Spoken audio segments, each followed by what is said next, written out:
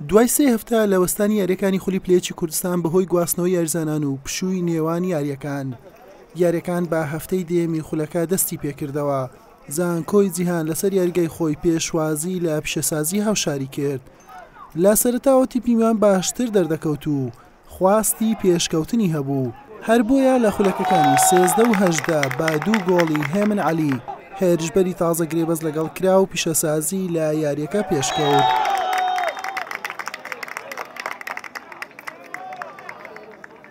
لە خولەکی 43 بیلال نەحنووس توانی گۆڵی سێمیش بۆ پیشەسازی زیاد کرد. بەر لە کۆتایی هاتنی نیوە یەکەم سامان شوان بە لێدانی ڕاستەوخۆ گۆڵی یەکەمی بۆ زانکۆی جیهان تۆمار کرد. نیوە یەکەم بە ئەنجامی 3 گۆڵ بەرامبەر بە گۆڵێک بە سوودی پیشەسازی بە کۆتا هات. لە نیوەی دووەم و لە خولەکی 63 مەحموود حەسەن جیاوازەکەی بۆ گۆڵێک کەم کردەوە دوای تۆمارکردنی گۆڵی دوم بۆ زانکۆی جیهان.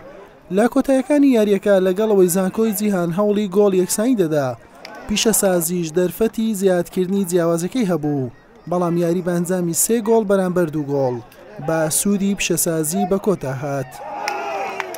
گۆڕانکاریش زۆر کرا بە ئۆڕۆ لە یاریەکە لە پێکاتی یاریزانەکان کارێگەری زۆری هەبوو، چکە لەو ماوەی گواستنەوە یاریزانان ئەو کاتەمان نەبوو مثلەن یاریزانەکان لەگەی ڕاهێنانیش تەواو بکەن، تەسیقەش تەواو بکەن. تەنها یەک یاری و دیما کرد، ینی بە یاریەک لەو کاتەکەمە نەماتوانانی ئەو ئیستیزام و تەسیقە لە بین یاریزانەکان دروست بکەین.